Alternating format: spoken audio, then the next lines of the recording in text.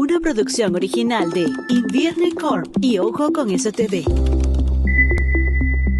Itinerario académico. Una auténtica cátedra sobre la educación como factor único para formar ciudadanía y gobernanza en lo público y lo privado. Con Genaro Mosquera, estadístico vicerrector UCB. Nuevos episodios todos los lunes por este mismo canal. Ojo con eso TV, porque la información tiene distintos ángulos.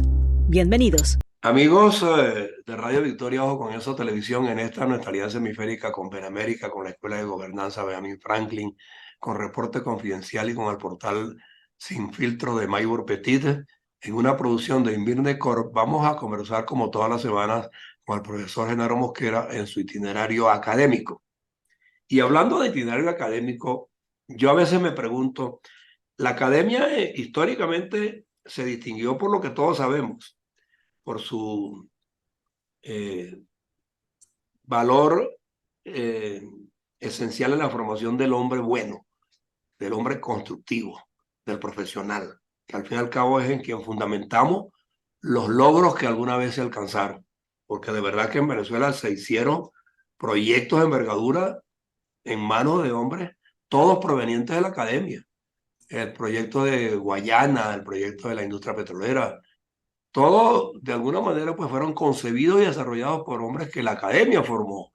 Pero resulta que esos logros cayeron en manos de una serie de improvisados. Algunos dicen que son profesionales y están allí, pero pareciera pues que los caracteriza otra cosa menos el profesionalismo. Entonces, hubo momentos en que la academia misma inclusive generó a los hombres críticos y se produjeron huelgas y reclamos de bastante vigor y dieron resultados también, pero es que hoy se habla de huelgas universitarias, pero yo las veo de brazos caídos. Los gremios, que son profesionales per se también, prácticamente reaccionan y se repliegan, pero no completan la faena. Entonces, ¿qué es lo que ha pasado con el individuo de los últimos tiempos en Venezuela? Y ya yo siento que en América Latina también. O sea, ¿cómo rescatar eso? ¿Cómo equilibrar Bueno, esas fuerzas? yo creo que para conversar sobre este tema tan importante, vale la pena diseñar o recordar algunos antecedentes, ¿no? La universidad siempre fue crítica, sus integrantes siempre manifestaron el deseo de libertad, defendieron la democracia a toda costa, incluso poniendo a un lado la academia y haciendo frente a la situación popular, y se destacaron por cambiar un sistema dictatorial, se desarrollaron y crearon toda una escuela de profesionales de gran capacidad y conocimientos técnicos que, bueno, hicieron que la estructura demográfica intelectual venezolana fuese muy potente. Incluso se colaboró con los países vecinos, Ujú. se alimentaron de visiones intelectuales a otros y muchos se fueron al exterior a buscar posgrados, doctorados y finalmente tuvimos una composición profesional de altísima calidad con responsabilidad que dentro del ambiente democrático pudimos, yo me incluyo, de ejecutar acciones que contribuyeron al desarrollo del país. A raíz de la sobrevenida intervención socialista, se privilegió a otro segmento de la población y fue despreciado prácticamente como política de Estado el sector intelectual. Ujú. Y por ahí empezó una política de imposición de salarios hacia abajo con el objetivo de desestimular a ese tramo que siempre fue crítico. Y la respuesta fue que buena parte de ellos, significativamente hablando, se fueron al exterior a buscar otros derroteros para resolver el problema individual de falta de recursos como consecuencia de esa política salarial. Ujú. Eso determinó que en Venezuela se quedó una proporción más pequeña, probablemente producto de compromisos, la propiedad o incluso el deseo de luchar internamente por cambiar las cosas. El hecho cierto y visto desde el punto de vista pragmático es que se exportó un valor intelectual a otros países gratis, Sí, porque francamente la Universidad Venezolana produjo cientos de miles de profesionales que ahora están desempeñando actividades en cualquier parte del mundo con éxito. con éxito. Y se destacan las actuaciones individuales de mucha gente que en todos los campos han puesto de manifiesto el valor de la educación que recibieron en Venezuela. Exactamente. Bueno, todo eso fue provocado por una política de eliminación de la clase media, donde el sector intelectual se fija notablemente y se debilitó fundamentalmente hasta el punto de que hoy quedamos prácticamente menos de la mitad de los que se fueron y sometidos a una condición salarial, una condición de ingresos mínimos que son insoportables y que ha determinado que esa estructura se quede buscando emprendimiento con otros mecanismos para poder complementar la supervivencia.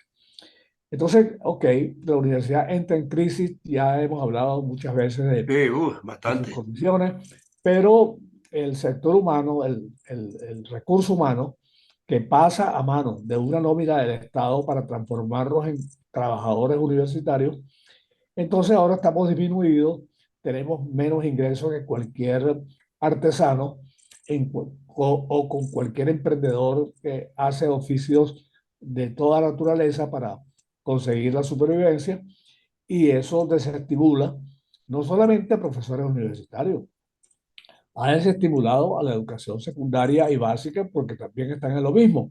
Las reacciones de protesta sistemáticas, todos los días del mundo hay manifestaciones de rebeldía, de protestar, pero como es una política de Estado, no hay manera de resolverla. Ujú. Entonces, claro, ahora cuando se inicia el año escolar, comienza toda una actividad de protesta, de inconformidad, de manifestar públicamente que no podemos seguir tolerando una situación como esa. Y entonces se abre una vía de protesta social importante porque en los dos extremos se comienzan a enfrentar. Es decir, si se mantiene la política de Estado, no habrá clases, Ujú.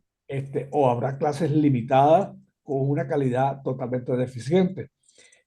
O simplemente el gobierno cede y busca elaborar una política un poco mejor. E incluso algunos dirigentes educativos caen en la trampa y por ahí escuché esta semana que el sector básico y medio de la educación pide un salario mínimo de $65, Sí, ya cuando en lo, realidad el no, salario mínimo en el vecino Colombia son más de $500. sí, Entonces, ¿qué clase de planteamiento es ese? sí, El planteamiento es muy sencillo. O nos equiparamos a los vecinos en materia de salario equivalente, o no hay nada que hacer. Entonces, la educación entró en barrena frente a una política de Estado que no quiere cambiar y que además ha intentado por otras vías formar lo que ellos denominan el hombre nuevo, es ujú, decir, una generación que ya tiene 22 años, que no tiene educación, que está limitada, que inventa, que es una persona que francamente no quiere enfrentar la educación como es, anda buscando resolver sus temas de una manera empírica ujú, y ellos son los que gobiernan y al final de cuentas están en puestos clave y son completamente ineficientes, no tienen competencia profesional y el desastre se traduce entonces en el efecto que tiene en los servicios públicos. No hay electricidad, no hay agua, la basura, la ruptura de las calles, la destrucción de la infraestructura. No hay competencias para mantenerlas, ni para desarrollarlas, ni para mejorarlas. Y todo entonces es una trampa jaula que nos pone en una condición muy fuerte porque incluso ellos resuelven el tema de los servicios públicos aumentando los precios. Sí. Van bailando pegados con la inflación y resulta que cobran la electricidad, los servicios como Internet, los servicios públicos en general e incluso los permisos que cada vez piden para nuestra hoja de vida, como son certificados de residencia, certificados de antecedentes penales, cédula de identidad, pasaporte, cualquier gestión en un registro. Piden tantas cosas a precios que cada día lo suben y en dólares. Entonces no hay manera de hacerlo. No, quedamos desguarnecidos 100% a merced de ellos. Y eso entonces genera una protesta que ya pasa del salario a los servicios públicos, con 6 cortes de corriente diarios en Caracas. En el interior ni se diga porque pasan días enteros sin Días enteros, electricidad. sí.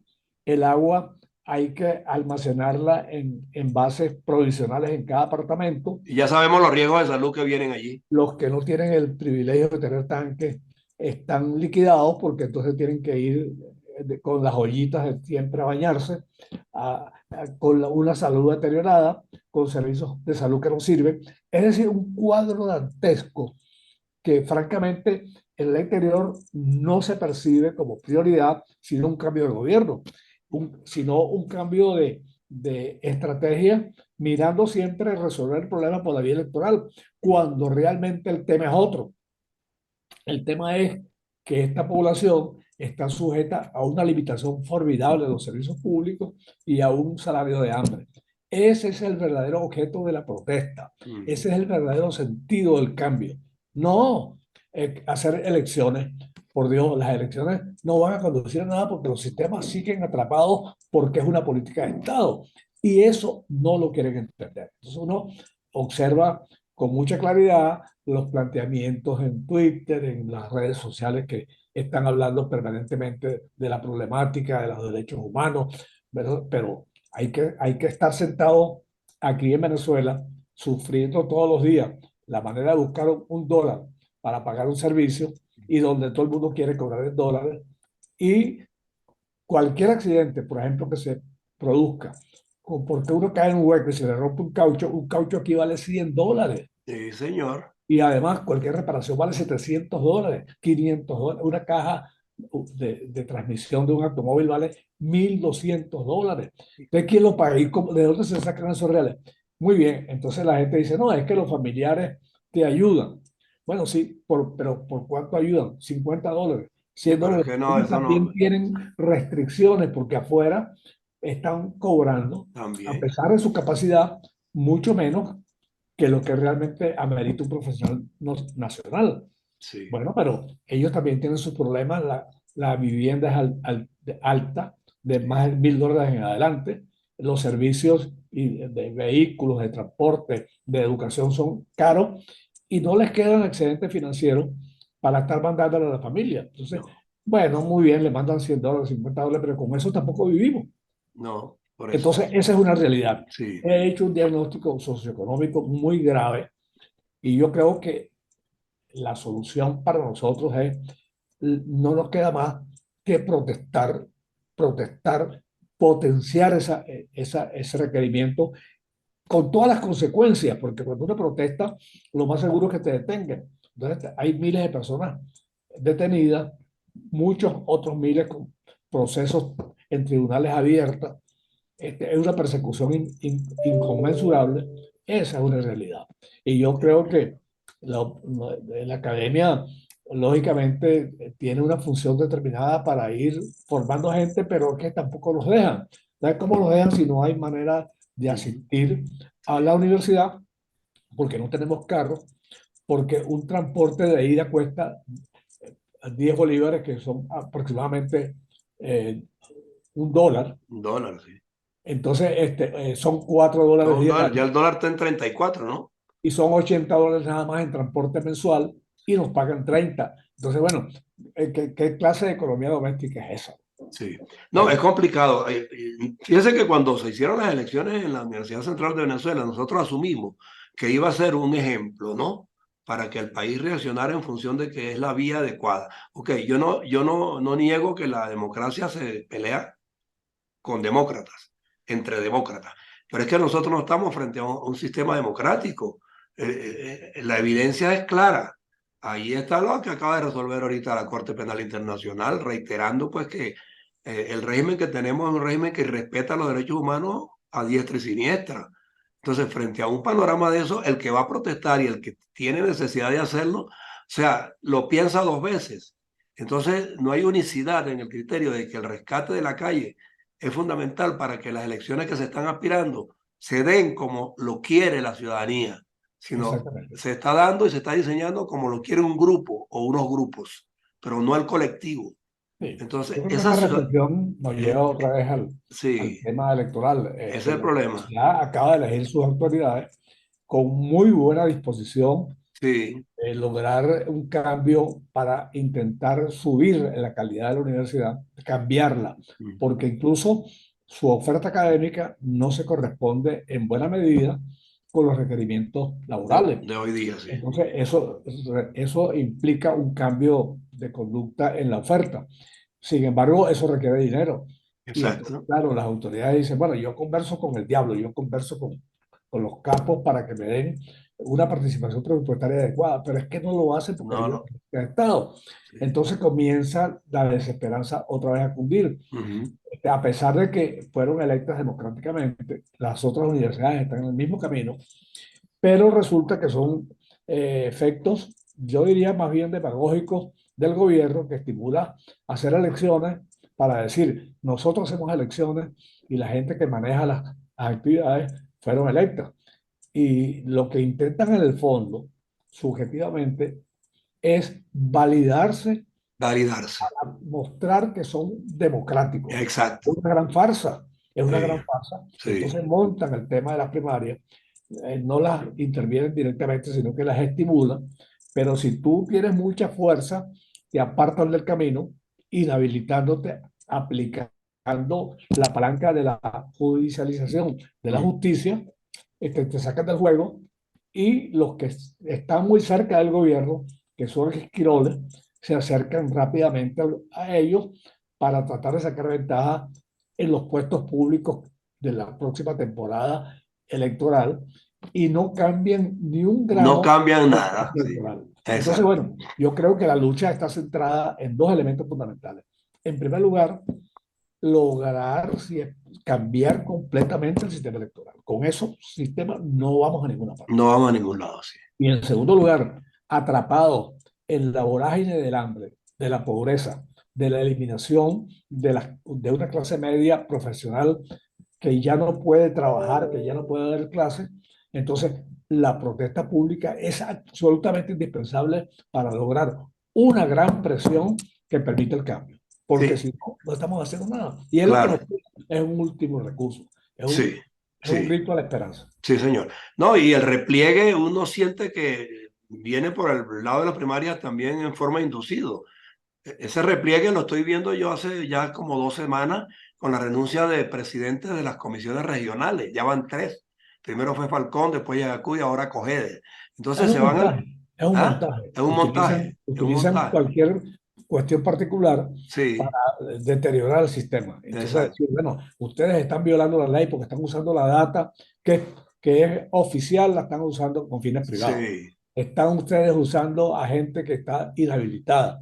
Ustedes son gente que no tienen derecho a elegir independientemente Ujú, a nadie porque el CNE es quien tiene la competencia legal. ujú. Bueno, obstáculos por todos lados. Entonces, esto parece una carrera de 100 metros con obstáculos. Sí, señor. Sí. Bueno, de todos modos, usted me habla de que la calle, la lucha, o sea, es fundamental, pero yo todavía no percibo, o sea, cómo se va a direccionar y quiénes la van a asumir. Porque la academia ejemplificó con el resultado de las elecciones que por elecciones es factible recuperar los estadios y las instituciones, pero la calle, estamos hablando de recuperar cambiar un sistema de gobierno, ni siquiera recuperar, cambiar un sistema de gobierno, porque una cosa es que se den elecciones y tengamos un resultado X y salga alguien de la oposición, pongamos el caso, pero va a asumir si le correspondiera, oye, con un flanco bien débil, ¿no? Porque Bueno, yo creo que la angustia económica, la mala condición de vida, Puede conducir está impulsando a la dirigencia de los gremios. En el caso particular de la Asociación de Profesores de la UCB, Sí, ellos han estimulado un movimiento de calle y tienen previsto varias acciones, un poco tímidas a mi juicio, pero bueno, es una movilización de calle que la gente no quiere muy bien participar así masivamente por miedo, ¿no? Pero yo creo que ellos están haciendo su trabajo y poco a poco la gente empieza a incorporarse a la protesta pública porque hemos entendido que la única forma de sacarle lo que corresponde legalmente a la condición profesional, que es un salario de supervivencia, incluso mínimo, pero equivalente al de los países vecinos, tiene que lograrse con la lucha y para que sea auténtico, porque el eso de que, reclamo sí, permanente. claro, tiene que ser auténtico, porque sí, estamos sujetos a que cuando el gobierno puede y quiere te da una limosna más, o sea, eso definitivamente no resuelve el problema. Claro. Tiene Yo que creo ser que también el gobierno mete quiroles en los gremios con el también objetivo de boicotear las torpedear, acciones sí, dirigenciales, ¿no? sí, Pero todos sabemos quiénes son. Entonces, claro, el tema se presta a muchas cosas, pero yo creo que definitivamente esa es la vía. Es la única vía que el pataleo de ahorcado. exacto, Pataleo de ahorcado. de ahogado, sí. Pero bueno, nosotros continuamos de todos modos haciendo nuestros programas con la mejor de las intenciones, persuadiendo a quien se quiera persuadir y alentando a quien se quiera dejar alentar, pero la lucha, o sea, nosotros no somos quienes la ejecutamos, es la gente misma la que tiene que cabalgar sobre esa opción, porque si lo pone en manos del dirigente, el dirigente puede que de repente le dé la espalda, como ha ocurrido históricamente, que muchos dirigentes van y pactan con quien no es y dejan al colectivo abandonado. Entonces yo creo que es el colectivo al contrario, esta lucha tiene que ser a la inversa, el colectivo empujando a los dirigentes. Usted va a ir delante de mí en esta lucha, porque si no, no es dirigente. Exactamente. Más nada, Así es. así de sencillo. Completamente de acuerdo. Sí.